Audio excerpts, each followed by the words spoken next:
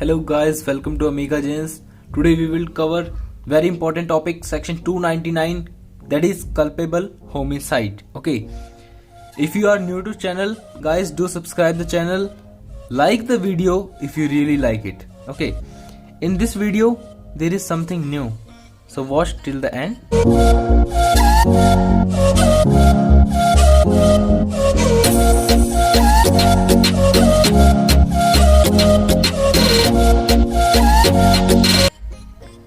Starting with the offense affecting human body, section 299, culpable homicide. Okay, homicide क्या होता है? HOM.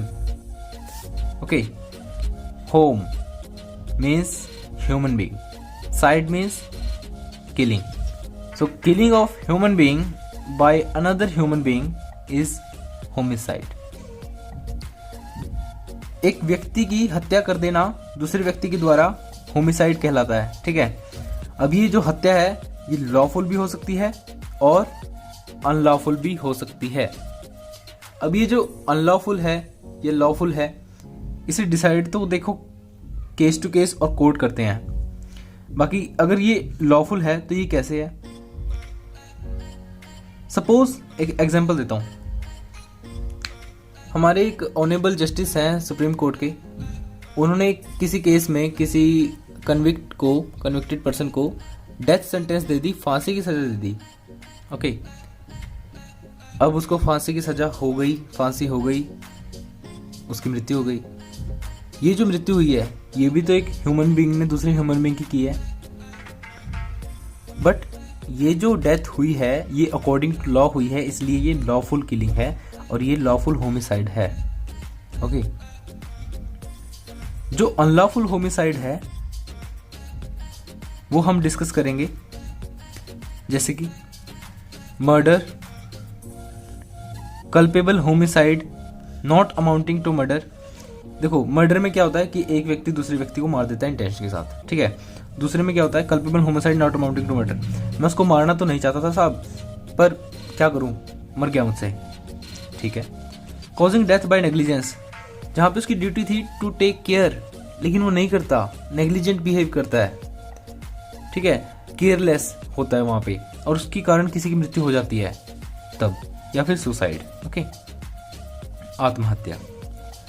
तो क्या एसेंशियल्स क्या हैं कल्पेबल होमिसाइड के, वो हम अब डिस्कस करते हैं. पहला है causing death of a human being. Death किसकी होनी चाहिए? ह्यूमन बीइंग की.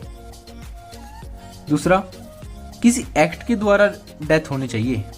ठीक है, बाय डूइंग एनी एक्ट. अब जो ये एक्ट है ये कैसा एक्ट होना चाहिए, किस चीज के साथ, इसमें क्या इंग्रेडिएंट्स होने चाहिए? इसमें इंटेंशन होनी चाहिए किसी की मृत्यु करने के लिए, कॉजिंग डेथ. ठीक है.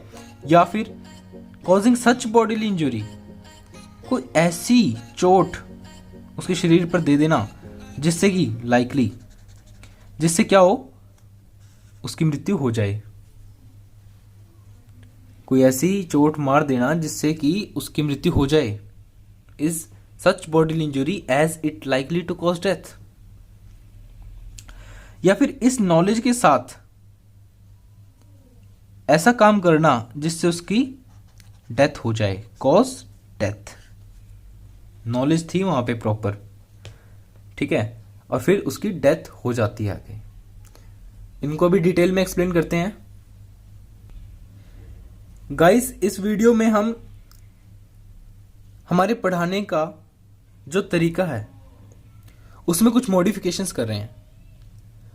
अगर आपको कंसेप्ट क्लियर करने में वो हेल्पफुल रहता है तो हम अपकमिंग वीडियोस में भी इसी प्रकार आपको समझाने की कोशिश करते रहेंगे. अंडरस्टूड. अब क्या है, फर्स्ट जो इंग्रेडिएंट है वो कहता है हु एवर कॉजेज डेथ, जो मृत्यु कर देता है. अब डेथ क्या होता है? देखो, डेथ होता है, death means death of human being. सिर्फ और सिर्फ ह्यूमन बीइंग की डेथ को ही डेथ इंक्लूड किया गया है सेक्शन 299 में. और सेक्शन 10 जो है वो हमें बताता है कि death of a male man ठीक है, या फिर फीमेल दैट इज वुमेन, उसको एक्सप्लेन किया गया है। इसके अंदर, इस डेथ शब्द के अंदर क्या इंक्लूड नहीं होता? डेथ ऑफ अनबॉर्न चाइल्ड, जो बच्चा अभी जन्मा ही नहीं उसकी मृत्यु डेथ शब्द के अंदर इंक्लूड नहीं है अंडर सेक्शन 299। जो बच्चा अभी मदर के वोम में है, जो अभी माता के गर्भ के अंदर है, ठीक है। एक्सप्लेनेशन 3 ऑफ सेक्शन 299 क्या बताता है कि इट में अमाउंट्स टू कल्पेबल होमिसाइड। वो कल्पेबल होमिसाइड हो जाएगा अगर जो बच्चा है वुमेन की बॉडी से थोड़ा सा भी बाहर आ गया। एग्जाम्पल क्या होता है कि एक वुमेन की डिलीवरी हो रही होती है, ठीक है, और जैसे ही बच्चे का हाथ बाहर आता है या सिर बाहर आता है तो जो डॉक्टर है उसको इंजेक्शन लगा देते हैं, पॉइजनस इंजेक्शन लगा देते हैं, ठीक है, तो उससे उस बच्चे की डेथ हो जाती है। तो ये होती है कल्पेबल होमिसाइड। ओके, यहां पे ये भी बताया गया है बेशक उस बच्चे ने सांस ना भी ली हो अभी तक, या फिर कंप्लीटली बॉर्न ना भी हुआ हो, पूरी तरह से वुमेन की बॉडी से बाहर ना भी आया हो, बट अगर सिंगल पार्ट भी आ गया, ठीक है, any part of the child has been brought forth, ठीक है, अगर थोड़ा सा भी बाहर आ गया और उसकी किलिंग हो जाती है तो वो कल्पेबल होमिसाइड हो जाएगी। The offence of culpable homicide complete as soon as the accused kills any person with intention और नॉलेज ऑफ कॉजिंग डेथ और causing such bodily injury as likely to cause death. Culpable homicide तब complete हो जाता है जब accused किसी व्यक्ति को इंटेंशन के साथ या नॉलेज के साथ मार देता है, या फिर उसको पता है कि मैं ऐसी चोट मारूंगा इसको जिससे इसकी मृत्यु हो ही जाएगी, ठीक है, with intention of causing such bodily injury as likely to cause death. Example शो करता है whoever causes death. Culpable homicide का फर्स्ट इंग्रेडिएंट यहां फुलफिल किया जाता है इस एग्जाम्पल के द्वारा। अब क्वेश्चन अराइज होता है कि जब किसी डॉक्टर ने इंटेंशन के साथ उस बच्चे को इंजेक्शन दिया, पॉइजनस इंजेक्शन दिया, तो फिर उसने कल्पेबल होमिसाइड किया या मर्डर किया? तो यहां पे दो टर्म्स समझने की हैं कि culpable homicide amounting to murder and culpable homicide not amounting to murder. ठीक, जो हमेशा टर्म्स होती हैं वो होती है culpable homicide amounting to murder and culpable homicide not amounting to murder. अब जितने भी मर्डर्स होते हैं वो सभी के सभी कल्पेबल होमिसाइड होते हैं। आप ऐसे समझिए कि हमारा जो मर्डर है वो मैंगो है, आम है, ठीक है, और जितने भी फल होते हैं वो हमारे कल्पेबल होमिसाइड हैं, ठीक है। अब ये हमारा जो आम है ये फल भी तो है ना, लॉजिकल रीजनिंग आती है यहाँ पे, ठीक है। जैसे ये बड़ा सर्कल, ये क्या है, ये बड़ा सर्कल तो है हमारा कल्पेबल होमिसाइड, एंड इसके अंदर जो छोटा सर्कल है ये हमारा मर्डर, ठीक है। तो सभी के सभी मर्डर्स जो हैं वो कल्पेबल होमिसाइड होते हैं, ठीक है। Next thing, by doing an act, जो डेथ है वो कोई एक तरीका नहीं है डेथ करने का, किसी को मारने का, किसी को किल करने का कोई एक तरीका नहीं है, बहुत सारे तरीके हैं। किसी को पॉइजन दे दो, ठीक है, किसी को भूखा रख लो, किसी को पानी में डुबो दो, किसी को कोई ऐसी शॉकिंग न्यूज़ दे दो कि वो बेचारा हार्ट अटैक से मर जाए, उसका ब्लड प्रेशर बढ़ जाए, वो ऐसे ही मर जाए, ठीक है। यहाँ पे जो वर्ड इस सेक्शन में एक्ट यूज किया गया है उसके अंदर क्या क्या इंक्लूड होता है? उसके अंदर इंक्लूड होता है illegal omission of an act, ठीक है।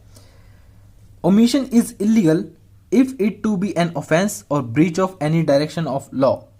ठीक है, अब देखिए ओमिशन क्या होता है एक, और फिर वो इलीगल ओमिशन क्या होता है। कोई एक्ट करना अपने आप में वो तो एक्ट है ही, कोई एक्ट ना करना जो करना चाहिए था, जहां पे ड्यूटी थी उसको नहीं करते, और उस एक्ट को ना करने की बजाय उसका क्या रिजल्ट होता है कि जब वो एक्ट नहीं किया गया उसका क्या रिजल्ट निकलता है कि उसकी वजह से कोई ऑफेंस हो जाता है या फिर लॉ की कोई डायरेक्शन वॉयलेट हो जाती है, तो हम उसे कहेंगे कि वो इलीगल ओमिशन था। ठीक है, death caused by illegal omission will also amount to culpable homicide. ठीक है, जो डेथ कॉज की जाएगी इलीगल ओमिशन के द्वारा वो भी कल्पेबल होमिसाइड ही कहलाएगी। Okay, suppose for an example एक जेलर हैं, वो क्या करते हैं, किसी प्रिजनर की सप्लाई रोक देते हैं खाने की, उसको खाने का पीने का कुछ सामान मुहैया नहीं करवाया जाता जो कि जेलर की ड्यूटी थी, और ये वॉलंटरली एक्शन है, कोई इसको गवर्नमेंट की कोई ऑर्डर नहीं है, कोई कोर्ट ने ऑर्डर नहीं दिया इसको, तो यहां पर वो गिल्टी ऑफ मर्डर होते हैं। ठीक है, या फिर सेम एग्जांपल, एक जेल में डॉक्टर हैं, उनकी ड्यूटी बनती है कि वो मेडिकल केयर प्रोवाइड करें हर प्रिजनर को, बट वो क्या करते हैं, वो मेडिकल केयर नहीं प्रोवाइड करते जो कि उन्हें करनी चाहिए थी, वॉलंटरली वो उसको रोक देते हैं और उसको मरने के लिए छोड़ देते हैं, तो वो भी लाइबल होंगे मर्डर के लिए। Okay, death caused bye effect of words. अब जो ए है वो क्या काम करता है, उसकी इंटेंशन होती है, उसको पता होता है कि जो बी व्यक्ति है ना उसको क्रिटिकल स्टेज की कोई बीमारी है, उससे इतनी बड़ी बात नहीं समझ में आएगी उसको, वो हार्ट का पेशेंट है, और वो क्या करता है, उसको जाके एक बात बता देता है, और इस वे में बताता है कि उसको हार्ट अटैक आ जाता है बी को। अब जो ए है वो यहां पर कल्पेबल होमिसाइड के लिए लाइबल हो जाएगा। ठीक है, या फिर अनदर एग्जांपल, यहां पर क्या हो रहा है कि वर्ड्स के द्वारा डेथ की कॉज की जा रही है किसी की। ठीक है, दूसरा क्या है, अब वो किसी हथियार का यूज नहीं कर रहे हैं लेकिन वर्ड्स ही हथियार की तरह यूज कर रहे हैं। एक व्यक्ति है, वो बी व्यक्ति को क्या कहता है कि ये देखो, आपके सामने दो ऑप्शन है, या तो आप इस रिवॉल्वर से उठाओ और अपने सिर में मार लो गोली और चैन की नींद सो जाइए, या फिर मेरे पास स्क्रू ड्राइवर्स हैं और भी बहुत कुछ कुछ है, और मैं उसके साथ आपको टॉर्चर करूंगा, बताओ क्या आपको इजी लगता है। तो वो जो लड़का है जो बी है वो क्या करता है, रिवॉल्वर उठाता है और अपने आप को मार लेता है। तो यहां पे जो ए है जिसने उसको ये दो ऑप्शन प्रोवाइड किए थे वो कल्पेबल होमिसाइड के लिए लाइबल होगा।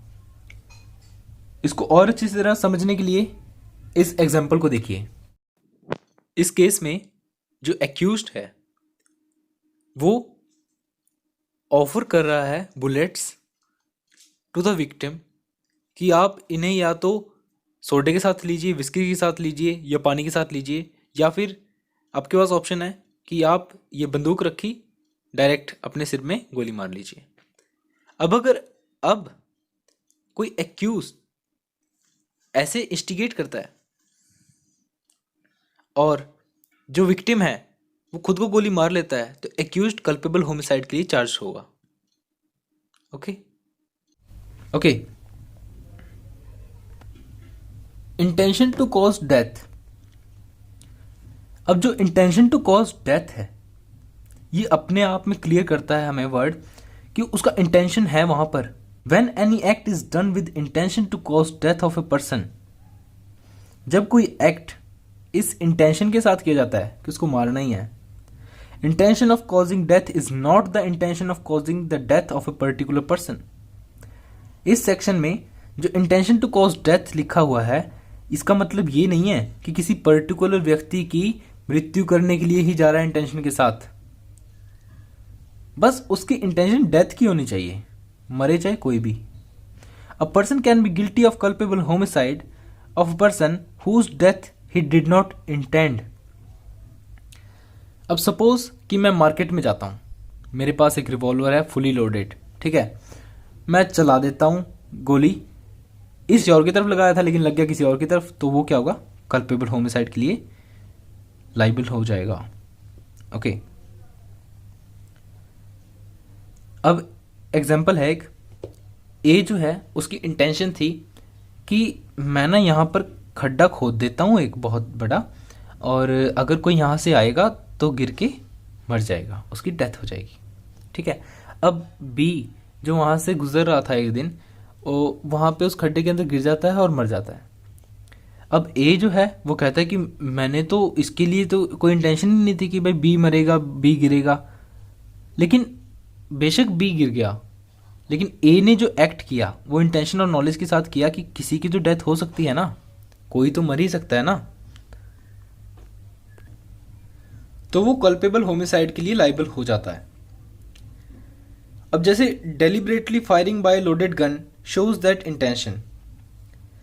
अब कोई व्यक्ति है जो अपनी फुली लोडेड बंदूक के साथ बस किसी के ऊपर दागे जा रहा है गोलियां, तो उस केस में उसको इंटेंशन शो करने की ज़रूरत ही नहीं है। उसको जो एक्ट है जो वो कर रहा है, उसको मेंस रिया को, उसकी गिल्टी माइंड को वहीं पे साफ साफ शो कर रहा है, ठीक है।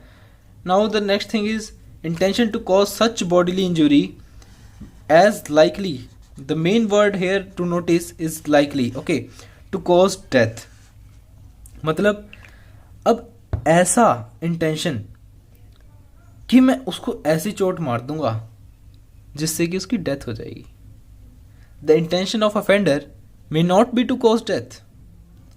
जो इंटेंशन है ऑफेंडर की वो बेशक डेथ करने की ना हो, उसको किल करने की ना हो, बट अगर उसकी ये भी इंटेंशन है ना कि मैं उसको ऐसी चोट मार दूंगा जिससे उसकी मृत्यु हो सकती है, तो वो कंप्लीटली लाइबल होगा सेक्शन 299 के अंडर, ओके।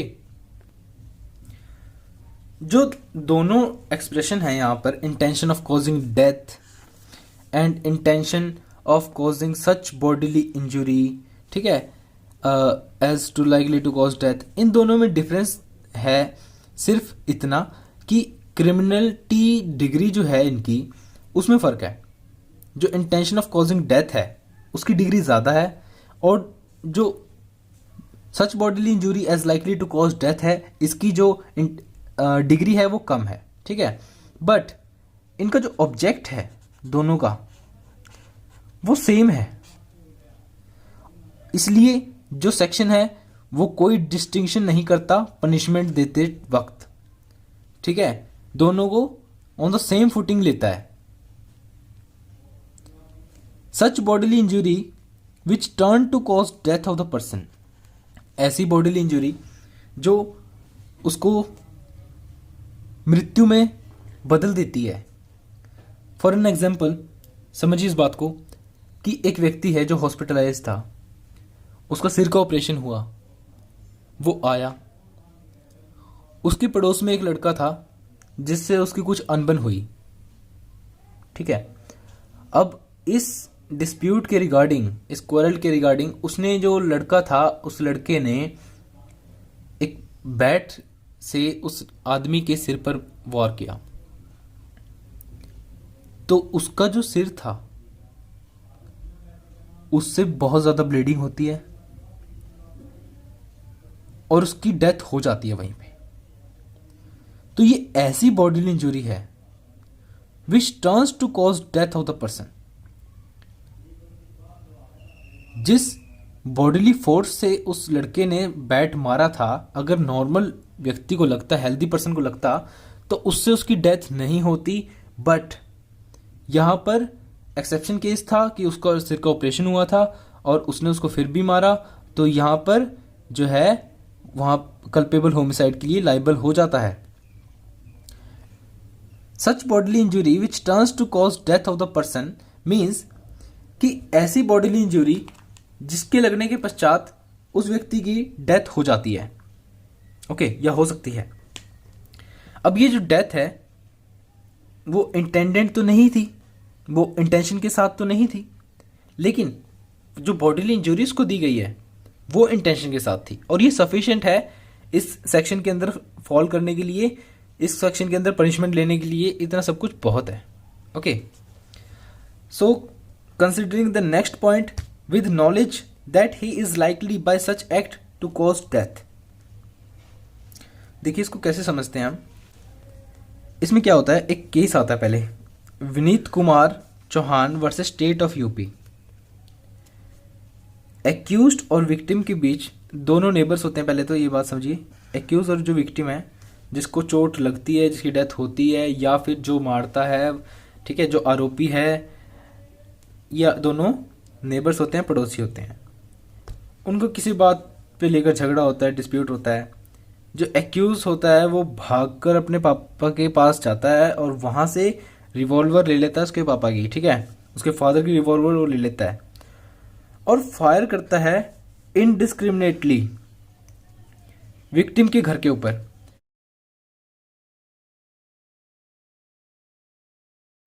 अब विक्टिम अपने घर के दरवाजे बंद करने की लालसा में बाहर आता है और घर के दरवाजे बंद कर रहा होता है। इतनी देर में क्या होता है कि जो एक्यूज ने फायर किया था वो विक्टिम को लग जाता है, जिससे कि विक्टिम की डेथ हो जाती है। तो यहां पर पता लगता है कि hence he is liable to convicted under section 299। तो कोर्ट हेल्ड करते हैं कि वो लाइबल तो है सेक्शन 299 के अंडर, क्योंकि उसके पास एक बेस्ट नॉलेज थी कि मैं रिवॉल्वर का यूज कर रहा हूं और वो भी विक्टिम के घर के ऊपर। किसी को लग गई तो उसकी डेथ हो सकती है ना, नॉलेज है ना, फिर भी वो एक्ट करता है, इसलिए वो यहाँ पर लाइबल होता है।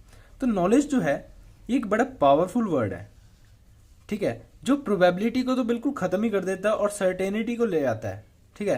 अब refer to personal knowledge of the person who does the act. जिसके पिताजी हैं उसकी नॉलेज यहाँ पर काम नहीं करेगी, उनको चाहे पता हो कि गोली लग सकती है, नहीं पता, लेकिन जो खुद फायर कर रहा है उसको तो पता होना चाहिए ना। ओके, ग्रॉस नेग्लिजेंस में अमाउंट टू नॉलेज। एक व्यक्ति है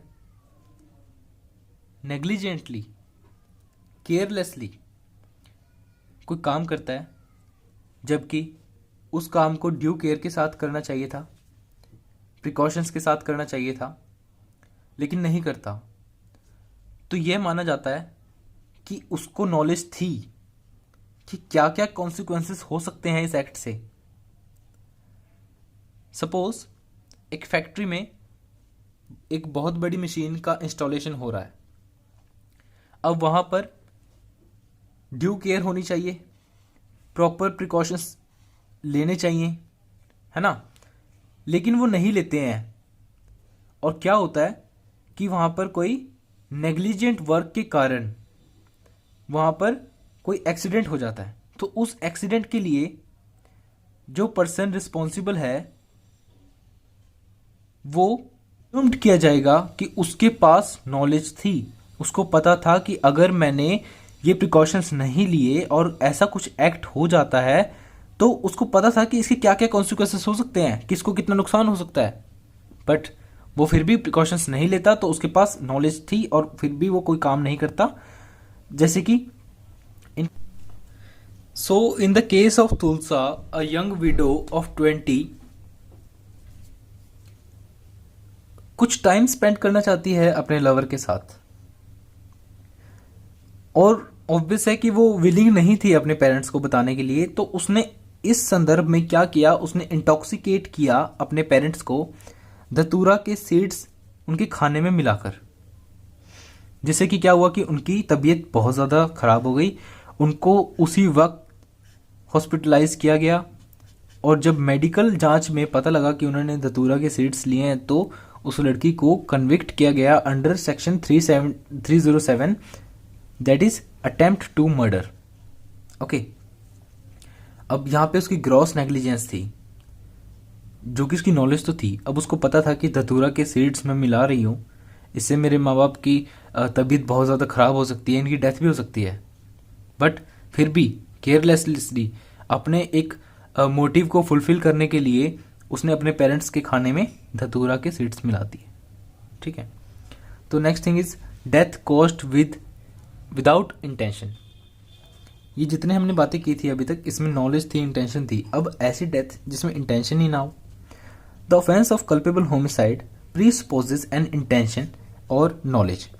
कल्पेबल होमिसाइड में पहले से ही इंटेंशन या नॉलेज किसी को हार्म करने, इसकी डेथ करने के लिए प्रेजेंट होती है। ठीक है, लेकिन अगर सपोज कि वह इंटेंशन या फिर नॉलेज एब्सेंट हो तो फिर क्या होगा?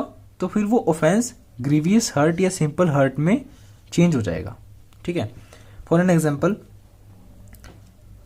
एक आदमी है बी, वो उसके हाथ में एक लाठी है। ठीक है, वो उस लाठी के साथ क्या करता है, एक वुमेन है जिसके साइड में बाजू में एक बच्चा है, छोटा इन्फेंट, और वो जो बी है वो बी लाठी के साथ उस वुमेन के ऊपर वार करता है, और जैसे ही वो प्रहार करता है तो वुमेन से वो बच्चा गिर जाता है धरती पर, और जैसे ही बच्चा गिरता है बच्चे की मौत हो जाती है, जबकि वुमेन को कुछ ज़्यादा हार्म नहीं होता है, सिंपल इंजरीज आती हैं।